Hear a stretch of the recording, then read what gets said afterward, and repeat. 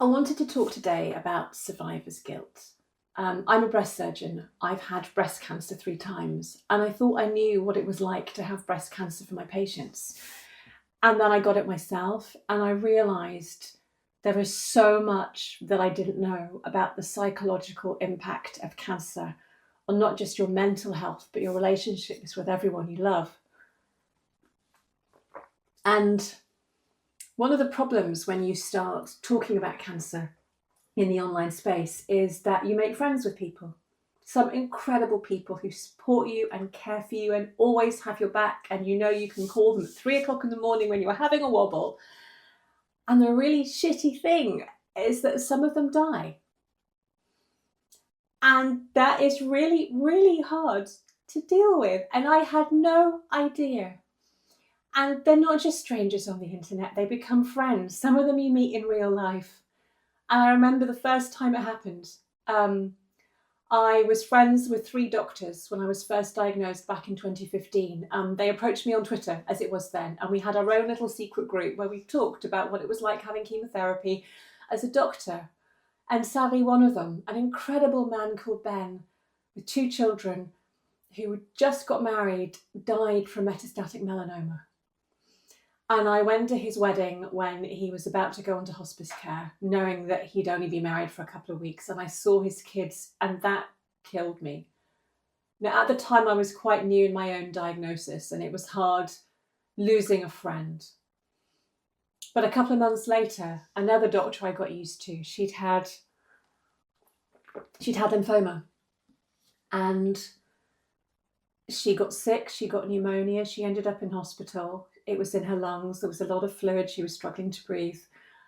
And I didn't watch her die, but I heard her, it felt like I watched her die through the texts that friends who were with her were sending me, because she was quite a few hours away. And I went to her funeral, and that broke me. Because as incredible as it was to be there, to celebrate the life of this amazing woman who left us too soon, when I saw the coffin in the crematorium go through the curtain, all I could see was me in that coffin.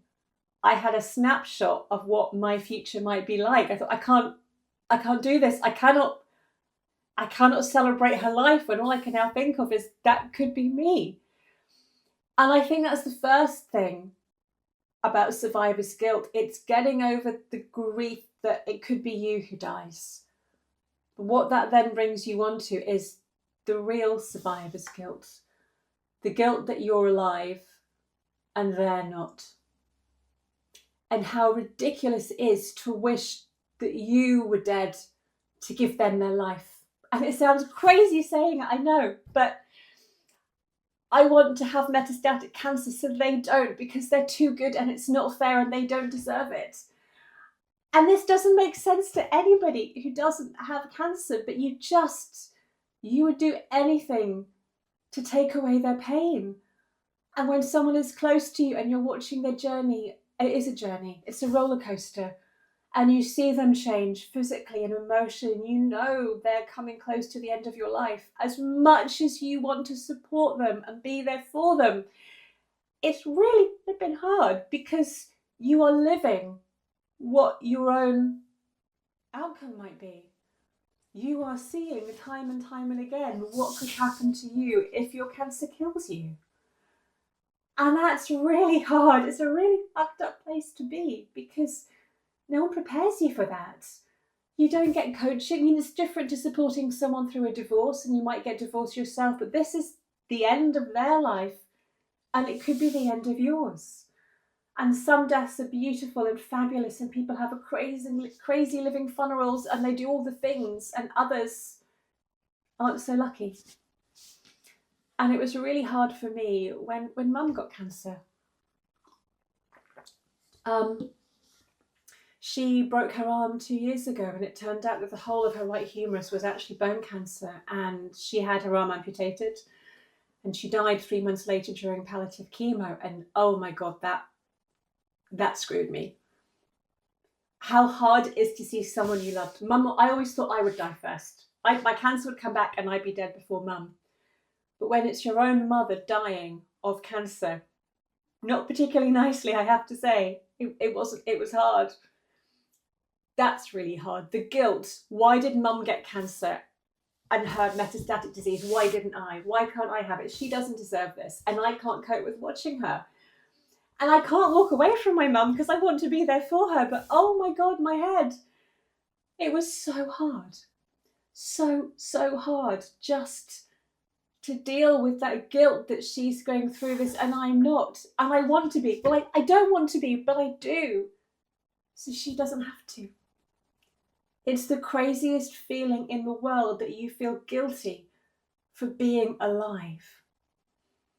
And you feel guilty about moaning about the site. I do. I've had a local recurrence twice. I'm on treatment for life. Every month I have bum injections and I have a mild form of chemo to stop it coming back. And I feel guilty complaining about the quite unpleasant side effects because I don't have metastatic disease and I'm not dying. And it's crazy because I have a right to talk about that, but I feel guilty.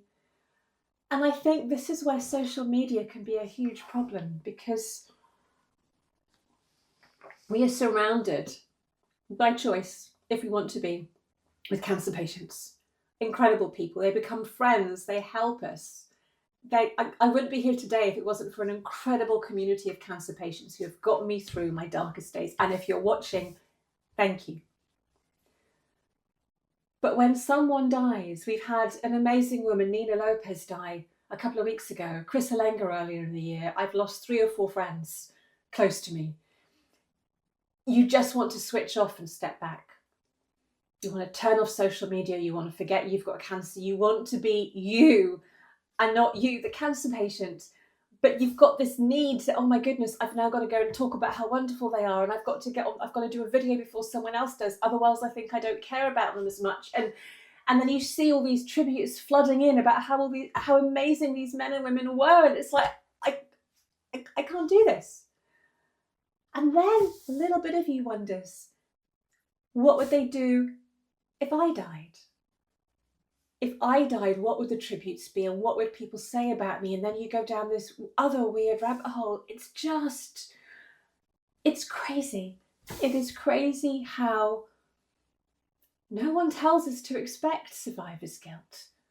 There's no coaching or counselling or therapy. I'd never heard of it. And I was a breast surgeon. And yes, I got sad when my patients died. I cried when some of my patients died. It's shit. But as a doctor, you get that training to be empathetic but not sympathetic, to be able to switch off that inner emotional core because you have to carry on looking after the next patient in the clinic. But when cancer is your life and you're surrounded by it, and actually it's not just cancer, it could be anyone with a long-term disease with a shortened life expectancy, and if you've got the same, diabetes, Parkinson's, dementia, whatever it is, it's really hard. And at a time when you know you should be as close to that person as possible, you just want to step away because it's too much. And then that guilt eats away at you because you didn't do enough for them when they were dying. I've gone through this a lot over the last 9 years, and you think it would get easier with time, but it doesn't. It really doesn't. It breaks my heart, and I feel guilty that what I'm saying isn't enough. That people expect me to put big accolades and things out there of people and be timely but sometimes I just don't want to talk about it because I need a couple of days to mourn. And even if they're complete strangers, I still feel sad and I mourn them, but I'm also mourning my own life. I'm mourning what might happen to me. Every 60 seconds, 19 people die of cancer. That's the harsh truth. And the chances are it won't be me, but that thought is there. And it triggers up so many difficult problems. And if you're watching, I'd love to know how you deal with survivor's guilt. And I think it can be really hard. I'm in a group of friends of doctors with cancer, and we've lost quite a few people. And when they're sharing what's happening to them, I want to read it and I want to support, but part of me thinks I can't read this, but I want to be there for them. And it's a safe space for them. And we all kind of learn just to become a doctor. And and help them and support them. and know that if I think of them as a patient I really want to help, then I'll be able to deal with the emotional bit of me later and separately, because they need me. And it's a privilege to be able to listen and hear those stories, for them to feel they can share them with us and help them through those moments. But there comes a time when it's just too much, it's too triggering. And it could just be because I've got a scan coming up, or I've got a headache I'm worried about, or a new symptom. And because I'm thinking about my own cancer coming back, I can't deal with the reality of someone else's. But I've never had the courage to say to someone, I'm really sorry, but I can't be there for you, because it's really, really bad for my own health. I mean, that's just, as a doctor, how can you say that? I can't. But maybe I should. I think we need to tell anyone struggling with a long-term disease that it is okay to step away and to step back. Unless they're a really, really close friend, in which case you've just got to go through it. But if it's not, it's okay to turn off from social media, or just to mute cancer, or mute that name from your feed for a day or a week or two, or as how long as you need to do it, because we're in this for life. And you have to somehow get that resilience. And I think I'm finally learning that I have to look after myself, physically and mentally and emotionally, so I have the strength to carry on doing what I do to help you guys, but also to help me. And sometimes I have to learn that it's okay to say no, and not feel I have to explain myself, and just say, yeah, no, I can't do this. And that's okay. And if I don't post a reel saying how amazing this woman or man was, a lot of people won't care. They won't notice I haven't done it. That's a crazy thing about social media, isn't it? You think everybody sees everything you post, but most people don't see a fraction of what we do. It's the expectations we put on ourselves about what we feel we owe the community. But in reality, this incredible community of people, and I love you all, you're not my close friends. And if I lost my phone and everything was deleted, I would still live and carry on. And I think it's getting that emotional resilience to be able to say, I can cope. And I think part of this, it comes back to death and dying. And one of the first episodes of my podcast I did with Greg Wise, who's an ambassador for the Good Grief Trust, who wrote a beautiful book where he looked after his sister Claire, who was dying of metastatic breast cancer. And he was clueless, just a clueless, bumbling actor trying to look after her, fudging it in the house. And it's heartbreaking, but it's beautiful to see it through the eyes of someone caring for someone. And he said, we don't talk about death. We really don't. I never talked about death and dying with my parents. I wasn't told about how to prepare for death at school or at university. My granddad died when I was away in a medical school. I wasn't there. I didn't really know about it. When you think, I've said this before, all the preparation that goes into giving birth, all the preparation. There are two certainties in life, that we're born and that we die. But how much preparation is put into dying? We don't talk about it. We use euphemisms. They've passed, they've lost us. They haven't lost us, they've died. People die of cancer because medical science couldn't save them. People die because they are old. People die because their bodies stop working. They're not lost. And it's like, I didn't do my wills until my cancer came back the first time, because my husband was still convinced that he would die before me. And I had to say, no, I'm young. My cancer could come back and kill me. Can we just do our wills on our power of attorney? And that was a huge relief, because we'd got rid of the elephant in the room. And I thought, well, at least some small parts, I've got the legal bit of dying done. And having to do probate for mum and dad, I had no idea what probate was, or how much solicitors charged, or where my dad hid all the passwords to the bank accounts, and did they have any shares or savings that I didn't know about, going through piles of paper. I almost think if you've got parents, you should go online and work out what you need for probate and go through that with them. Tell me, where are your bank account savings? Where are the premium bonds that you've got tucked away? How do I know?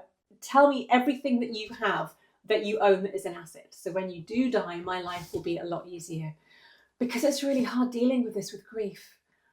And I know I've gone on tandem here, but we don't talk about what we want at the end of life. Again, birth, and people have, candles and music and this, but Does anyone close to you know what you want to happen at your funeral? Mum would only talk about it once in the card because she didn't think she was sick enough to die. I knew she was. And she finally told me a choice of one of two songs that she would like to have played when she went from the crematorium. And I knew she wanted to be cremated, but that's it. My dad dropped dead suddenly this summer when I was on holiday.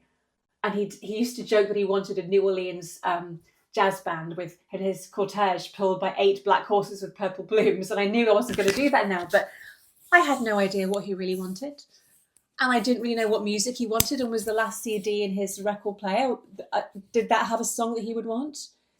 We need to make sure that people know how we want them to celebrate our lives when we go. Because it's horrible doing it when you have no idea. And I think if we can make talking about death easier. So Greg Wise in the podcast mentions having a death box. So there's a little box where you have this. It's where the spare car keys are, and these are instructions to use the washing machine, all that kind of stuff that you do for the rest of your family and they haven't got a clue about. I think that's a brilliant idea. And my digital legacy. You know, I remember talking to Kate Granger about what her last tweet would be, because she knew she was in hospice care and we had great fun planning it. What would be the tweet that her husband would put out? But if your husband doesn't know your social media accounts or your followers or your wife or your daughter, whoever it is, and they don't know your passwords, they can't go on and deal with that for you. I just think we need to think about this. And maybe that will make survivor's guilt easier to handle. I've taken this is my microphone. I was meant to be wearing it the whole time. I've been faffing with it. Goodness knows what this audio will be. Fingers crossed it's okay. I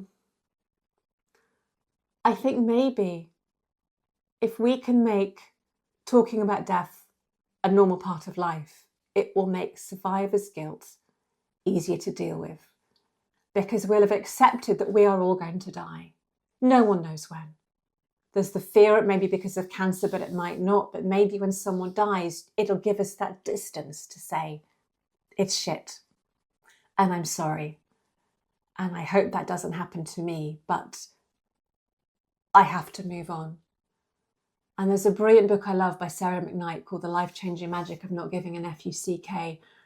And she says we have a limited amount of time, energy, and money. And we shouldn't waste them on things we can't control. Can't control whether I can't control whether I die or not.